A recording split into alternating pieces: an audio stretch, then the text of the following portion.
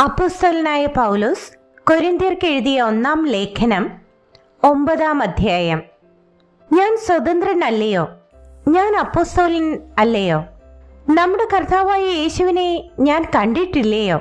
കർത്താവിൽ ഞാൻ ചെയ്ത പ്രവൃത്തിയുടെ ഫലം നിങ്ങളല്ലയോ?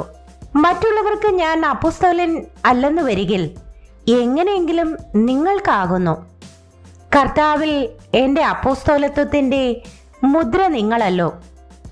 എന്നെ വിധിക്കുന്നവരോട് ഞാൻ പറയുന്ന പ്രതിവാദം ഇതാകുന്നു: തിന്നുവാനും കുടിപ്പാനും ഞങ്ങൾക്ക് അധികാരമില്ലയോ? ശേഷം അപ്പോസ്തലന്മാരും കർത്താവിൻ്റെ സഹോദരന്മാരും കേഫാവും ചെയ്യുന്നത് പോലെ ഭാര്യയായ ഒരു സഹോദരിയുമായി സഞ്ചരിപ്പാൻ ഞങ്ങൾക്ക് അധികാരമില്ലയോ? അല്ല, വേല ചെയ്യാതിരിപ്പാൻ എനിക്കും ബർന്നബാസിനും മാത്രം അധികാരമില്ല എന്നുണ്ടോ? സ്വന്തം ചെലവിന്മേൽ യുദ്ധസേവ ചെയ്യുന്നവൻ ആർ? മുന്തിരിത്തോട്ടം ഉണ്ടാക്കി അതിന്റെ ഫലം തിന്നാതിരിക്കുന്നവൻ ആർ? ആട്ടിൻകൂട്ടത്തെ മേയിച്ച് കൂട്ടത്തിന്റെ പാൽ കൊണ്ട് ഉപജീവിക്കാതിരിക്കുന്നവൻ ആർ? ഞാനിത് മനുഷ്യരുടെ മര്യാദ പ്രകാരമോ പറയുന്നത്? ന്യായപ്രമാണവും ഇങ്ങനെ പറയുന്നില്ലയോ? മെതിക്കുന്ന കാളയ്ക്ക് മുഖക്കുട്ട കെട്ടരുത് എന്ന് മോശയുടെ ന്യായപ്രമാണത്തിൽ എഴുതിയിരിക്കുന്നുവല്ലോ. ദൈവം കാളയ്ക്ക് വേണ്ടിയോ ചിന്തിക്കുന്നത്? അല്ല, കേവലം നമുക്ക് വേണ്ടി പറയുന്നതോ? അതെ, ഉഴുന്നവൻ ആശയോടെ ഉഴുകയും മെതിക്കുന്നവൻ പദം കിട്ടും എന്നുള്ള ആശയോടെ മെതിക്കുകയും വേണ്ടതാകയാൽ നമുക്ക് വേണ്ടി എഴുതിയിരിക്കുന്നത് അത്രേ. ഞങ്ങൾ ആത്മീകമായത് നിങ്ങൾക്ക് വിതച്ചിട്ട് നിങ്ങളുടെ ഐഹികമായത് കൊയ്താൽ വലിയ കാര്യമോ? മറ്റുള്ളവർക്ക് നിങ്ങളുടെ മേൽ ഈ അധികാരമുണ്ടെങ്കിൽ ഞങ്ങൾക്ക് എത്രയധികം. എങ്കിലും ഞങ്ങൾ ഈ അധികാരം പ്രയോഗിച്ചിട്ടില്ല.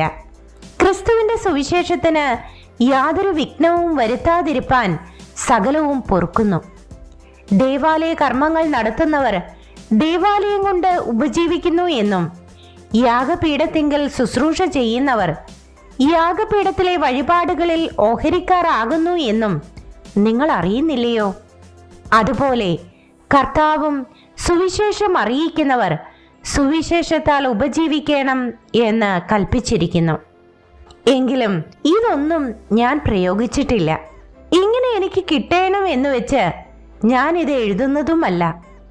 ആരെങ്കിലും എൻ്റെ പ്രശംസ വൃഥാവാക്കുന്നതിനേക്കാൾ മരിക്കുക തന്നെ എനിക്ക് നല്ലത്.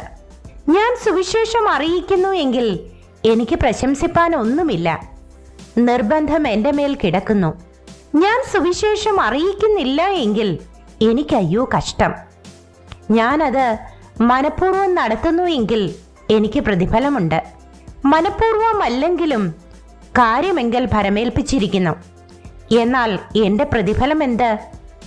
സുവിശേഷം അറിയിക്കുമ്പോൾ സുവിശേഷ ഘോഷണത്തിലുള്ള അധികാരം മുഴുവനും ഉപയോഗിക്കാതെ ഞാൻ സുവിശേഷ ഘോഷണം ചെലവ് കൂടാതെ നടത്തുന്നത് തന്നെ.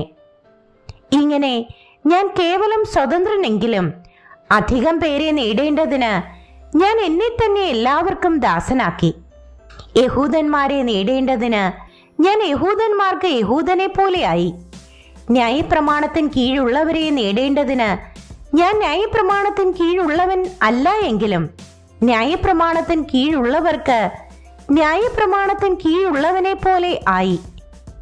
ദൈവത്തിന് ന്യായപ്രമാണമില്ലാത്തവനാകാതെ ക്രിസ്തുവിന് ന്യായപ്രമാണമുള്ളവനായിരിക്കെ ന്യായപ്രമാണമില്ലാത്തവരെ നേടേണ്ടതിന് ഞാൻ ന്യായപ്രമാണമില്ലാത്തവർക്ക് ന്യായപ്രമാണമില്ലാത്തവനെ പോലെയായി. ബലഹീനന്മാരെ നേടേണ്ടതിന് ഞാൻ ബലഹീനർക്ക് ബലഹീനനായി.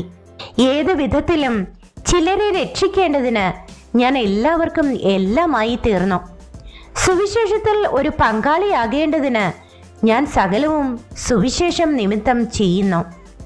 ഓട്ടക്കളത്തിൽ ഓടുന്നവർ എല്ലാവരും ഓടുന്നുവെങ്കിലും ഒരുവനെ വിരുദ് പ്രാപിക്കുന്നുള്ളൂ എന്നറിയുന്നില്ലയോ? നിങ്ങളും പ്രാപിപ്പാൻ തക്കവണ്ണം ഓടുവിൻ. അംഗം പൊരുന്നവനൊക്കെയും സകലത്തിലും വർജനം ആചരിക്കുന്നു. അതോ അവർ വാടുന്ന കിരീടവും നാമോ വാടാത്തതും പ്രാപിക്കേണ്ടതിന് തന്നെ. ആകയാൽ ഞാൻ നിശ്ചയമില്ലാത്തവണ്ണമല്ല ഓടുന്നത്. ആകാശത്തെ കുത്തുന്നത് പോലെയല്ല ഞാൻ മുഷ്ടിയുദ്ധം ചെയ്യുന്നത്. മറ്റുള്ളവരോട് പ്രസംഗിച്ച ശേഷം ഞാൻ തന്നെ കൊള്ളരുതാത്തവനായി പോകാതിരിക്കേണ്ടതിന് എൻ്റെ ശരീരത്തെ ദണ്ഡിപ്പിച്ച് അടിമയാക്കുകയത്രേ ചെയ്യുന്നത്.